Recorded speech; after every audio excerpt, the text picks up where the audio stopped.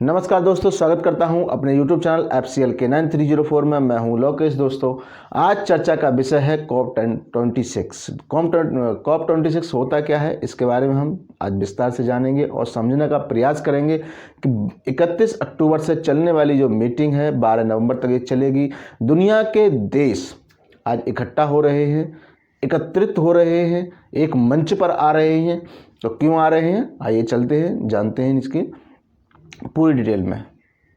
तो दोस्तों, अब की जो घटना है वो ये है कि सबसे ज़्यादा ग्लेशियर पिघल रहे हैं। ग्लेशियर क्यों पिघल रहे हैं, इसके लिए मैंने आपको पहले भी एक वीडियो में बता चुका हूं कि ग्लेशियर क्यों पिघल रहे हैं। दोस्तों, ग्लेशियर इसलिए पिघल रहे हैं क्योंकि दुनिया के अंदर कार्बन डाइऑक्साइड की ज़्यादा मात्रा बढ़ रही है और जिसकी वजह से गर्मी का जो तापमान है वो सबसे ज़्यादा बढ़ रहा है। पहले तापमान 35 तक जाया करता था, अब 45 तक जा रहा है। यानी कि कहीं कहीं तो देखने को ये चीज़ें मिलती हैं, लेकिन 38-40 तो एक नॉर्मल सा हो गया है। दोस्तों, सबसे ज़्यादा गर्मी पड़ रही है। गर्मी पड़ने की वजह से ही वो ग्लेशियर पिघल रहे हैं और ग्लेशियर पिघलने की वजह से समुद्र में सबसे ज़्यादा जो दिक्कतें आ रही, मतलब पानी वहाँ का जो बढ़ रहा है, जो छोटे छोटे द्वीप हैं उनकी डूबने की आशंका है।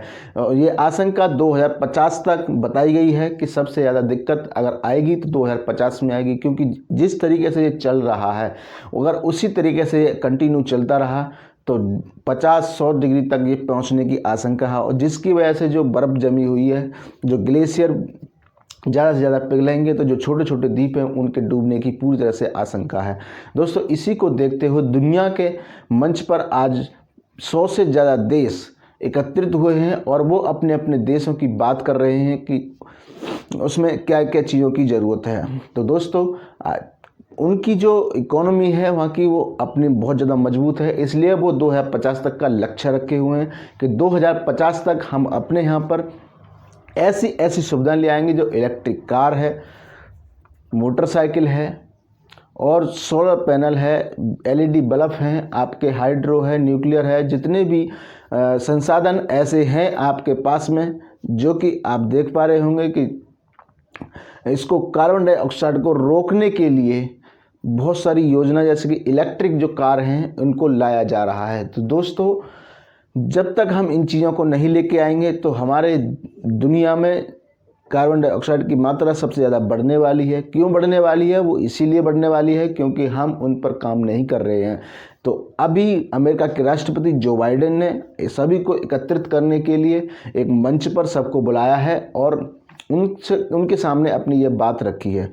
तो दोस्तों, जब ये बात पहले ही पूरी दुनिया को, मतलब जो देश इसमें शामिल होना चाहते थे, ये बात पहले ही बता दी गई थी कि अपने यहाँ पर सबसे ज़्यादा इन चीज़ों पर काम करना है तो मतलब करना है, क्योंकि अगर हमें पृथ्वी बचानी है तो इसके लिए तो हमें ये सब करना ही पड़ेगा। और अगर हमने इस पर ध्यान नहीं दिया, अगर नहीं किया, तो आने वाले कल में इसके परिणाम बहुत ही गंभीर तरीके से हमें भुगतने पड़ेंगे। तो दोस्तों, तब जाकर के कई देश अब इस बात को मानने के लिए तैयार हुए हैं। तो 31 अक्टूबर से 12 नवंबर तक ये मीटिंग चलेगी और वहाँ पर अपनी अपनी जो समस्या हैं, अपने अपने यहाँ की जो वायदे हैं, अपने अपने यहाँ की जो कमियाँ हैं, उन चीज़ों को बताया जाएगा और उसका वहाँ पर निस्तारण भी किया जाएगा। तो दोस्तों, हमारे यहाँ से मोदी जी गए हैं और भी देशों से वहाँ के जो सलाहकार हैं, व्यवसायी हैं और जो तुम्हारे छोटे छोटे जो पर्यावरण से संबंधित जो लोग रखते हैं, उनको वहाँ पर एकत्रित किया गया है ताकि उनसे और जानकारी ली जा सके। दोस्तों, हमारे देश ने जो मांग रखी है वो 2070 की रखी है। 2070 की क्यों रखी है, क्योंकि सबके पास में अपनी अपने यहाँ की GDP बहुत मजबूत है, इसलिए वो अपना वहाँ पर सबसे ज़्यादा खर्चा कर सकते हैं। भारत के अंदर इतनी GDP इतनी मजबूत नहीं है, जिसकी वजह से आने वाले खर्चे, यानी कि अगर 2050 तक जैसे और देश कर रहे हैं अपनी इसको रखने की कि हम 2050 तक अपने आप को पूरी तरह से हम लगभग 80% तक हम अपने यहाँ पर कार्बन डाइऑक्साइड को मुक्त कर देंगे। यानी कि जितना वहाँ जो मतलब है सिर्फ एक ही है कि जितना कार्बन डाइऑक्साइड आप उत्सर्जित करेंगे उतना ही आपको खत्म निष्पादन भी करना पड़ेगा।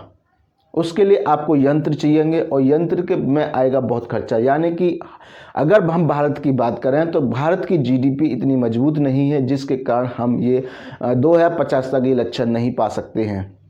2070 तक हम ये लक्ष्य पा लेंगे और उसके लिए आप देख पा रहे होंगे इतने गीगावाट की हमें ज़रूरत पड़ेगी, और ज़रूरत पड़ेगी तो उसके लिए हमें अपने यहाँ की 7% लगभग जीडीपी को खर्च करना पड़ेगा अगर 2050 तक हम ये निर्णय लेते हैं। तो अगर हम 2070 तक लेते हैं तो लगभग 4% ही इसकी खपत होगी और जीडीपी इसमें जाएगी बस। तो दोस्तों, अब तक जितने भी देश एकत्रित हुए हैं सबका यही मत है कि जितना हो सकता है इसको बचाया जाए। दोस्तों, आने वाले 50 सालों में दुनिया कैसी होगी वो आप देख पा रहे होंगे, क्योंकि आज से पिछले 50 साल पे आप देखिए कि उस समय आपका जो मेल जाता था, यानी कि एक डाकिया जाता था, वो कई दिन में पहुंचता था। आज आपका 3 से 4 सेकंड लगते हैं वहां तक पहुंचने में। यानी कि अब पहले बैलगाड़ी चला करती थी, आज आपके पास गाड़ी है। पहले आपके पास में इतनी सुविधा ट्रेन की भी नहीं थी, अब आपके पास में एरोप्लेन भी है, हवाई छोटे छोटे हेलीकॉप्टर भी बना दिए गए हैं जो कि जल्दी से जल्दी वहां पर जाने का प्रयास कर रहे हैं। तो सोचिए आगे आने वाले 50 साल कैसे होंगे। दोस्तों, बताया जाता है कि पेट्रोल डीजल को आपको ज़रूरत नहीं पड़ेगी। क्यों नहीं पड़ेगी? क्योंकि आने वाले कल में हर एक चीज़ इलेक्ट्रिक हो जाएगी। 2030 तक का लक्ष्य भारत ने भी रखा है कि कम से कम चीज़ों को हम अपने यहाँ पर इलेक्ट्रिक बना लेंगे और ज़्यादा से ज़्यादा सोलर पैनल, हाइड्रो और ये आपके जो इलेक्ट्रिक कार हैं, मोटरसाइकिल है, इन सब पर सबसे ज़्यादा इलेक्ट्रिक पर अब ध्यान दिया जाएगा। क्योंकि और ऐसे ऐसे यंत्र भी बनाए जाएंगे जो जितना कार्बन डाइऑक्साइड वो उत्पन्न कर रहे हैं उतना ही उन्हें ख़त्म भी करने के लिए व्यवस्था बनाई जाएंगी। जगह जगह पर वो ऐसे सिस्टम बनाए जाएंगे और उन पर पूरी तरह से ध्यान भी दिया जाएगा। अगर इन बातों पर कोई ध्यान नहीं देता है तो ये सबसे बड़ी मूर्खता है, क्योंकि आने वाले कल में इसके परिणाम बहुत ज़्यादा भुगतने पड़ेंगे। तो दोस्तों, और भी बहुत सारी समस्या हैं इसकी, उनको निपटने के लिए और देश एकत्रित हो रहे हैं और भी निपटेंगे जितना हो सकता है। ये मीटिंग हर साल अब की जा सकती है। मेरे को उम्मीद है कि ये मीटिंग हर साल होगी, जिसकी वजह से हर साल इसकी चर्चाएं होंगी और इस पर सबसे ज़्यादा ध्यान और काम भी किया जाएगा। दोस्तों, हमें सबसे ज़्यादा क्या करना चाहिए? हमें सबसे ज़्यादा पेड़ पौधे लगाने चाहिए और जितना हो सकता है हमें काटने से बचाना चाहिए ताकि पेड़ ना कट सकें। जैसे आप लोगों को मैंने अपनी वीडियो में पिछली बार ही बताया था कि चिपको आंदोलन के बारे में बताया था, एक बिश्नोई समाज के बारे में जो पेड़ों के लिए अपनी जान तक न्यौछावर कर दी थी, वो बताया था मैंने। एक क्लाइमेट के पीछे भी मैंने अपने यहाँ पर इस वीडियो में बताया था। COP26 की मैं आप लोगों को फुल फॉर्म बताता हूँ। कॉन्फ्रेंस ऑफ द पार्टीज इसकी फुल फॉर्म है और इसको नाम जो दिया जा रहा है वो भी नेट जीरो के माध्यम से ही इसको दिया जा रहा है। ठीक है, तो इसकी जो शुरुआत हुई थी लगभग 1990 से लेकर 95 तक की इसकी मीटिंगें बहुत सारी चली थी। बर्लिन में इसकी सबसे पहले मीटिंग हुई थी। तो दोस्तों, आज की वीडियो में इतनी ही जानकारी आपके लिए है। मिलते हैं नेक्स्ट वीडियो में, जब तक के लिए नमस्कार।